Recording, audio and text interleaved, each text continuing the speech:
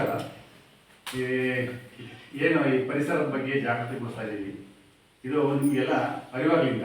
ಮಕ್ಕಳುಗಳು ಪರಿಸರ ಮುಂದೆ ಹೆಂಗೆ ಕಾಪಾಡ್ಕೋಬೇಕು, ಪರಿಸರದಿಂದ ಏನು ಅನುಕೂಲಗಳಿದೆ, ಅನಾನುಕೂಲ ಏನಿದೆ ಅದೆಲ್ಲ ತಿಳ್ಕೋಬೇಕು ಅಂತ ಈ ಪರಿಸರದ ಬಗ್ಗೆ ಜಾಗೃತಿ ಮೂಡಿಸ್ತಾ ಇದ್ದೀವಿ. ಈ ಏನಾಗಿದೆ, ಈ ವಾತಾವರಣ ತುಂಬ ಕಲುಷಿತಗೊಂಡಿದೆ.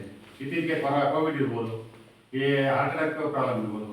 ಈ ಥರ ಆಗಿ ಮಕ್ಕಳುಗಳು ಇದ್ರ ಬಗ್ಗೆ ತುಂಬ ಜಾಗೃತಿ ವಹಿಸಬೇಕು. ಪರಿಸರದಿಂದಲೇ ಪರಿಸರ ಮಲಿನ ಆಗಿರೋದ್ರಿಂದ ಇಷ್ಟೊಂದು ಸಮಸ್ಯೆಗಳಾಗ್ತಾ ಇದೆ. ಈಗ ಡೆಲ್ಲಿಲಿ ಪೇಪರ್ ಕೇಳಿರ್ಬೋದು, ಡೆಲ್ಲಿಗಳಲ್ಲಿ ಉಸಿರಾಡೋಕ್ಕಾಗ್ತಾಯಿಲ್ಲ, ಆ ಥರ ವಾತಾವರಣ ಆಗಿದೆ. ಅದೇ ವಾತಾವರಣ ಇಲ್ಲಿ ಬಂದರೆ ನಾವು ಬದುಕಲ್ಲ. ರಾಷ್ಟ್ರ ರಾಜ್ಯದಲ್ಲಿ ಆ ಥರ ಆದರೆ ಇಲ್ಲಿ ಯಾಕೆ ಕೇರ್ ತಗೊಂತಾರೆ? ನಮ್ಗೆ ನಾವೇ ಕೇರ್ ತಗೋಬೇಕು.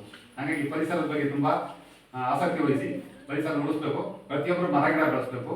ಅಡಿಕೆ ಬೇಕು, ಅಡಿಕೆ ತೆಂಗು ಬೇಕು, ಜೀವನ ಮಾಡಬೇಕು. ಜೀವ ಉಳಿಸೋಕ್ಕೆ ಅರಣ್ಯ ಮಾದರಿ ಮರ ಗಿಡಗಳು ಬೇಕು. ಹಾಗಾಗಿ ಗಿಡಗಳನ್ನ ಇಟ್ಟು ಮನೆಗೊಂದು ಗಿಡ ಮನೆಗೊಂದು ಮಗು ಅನ್ನೋ ಥರ ಮಾಡಿ ಮರ ಗಿಡಗಳನ್ನು ಚೆನ್ನಾಗಿ ಬೆಳೆಸಿ ಎಲ್ಲರೂ ಆರೋಗ್ಯವಾಗಿರಬೇಕು.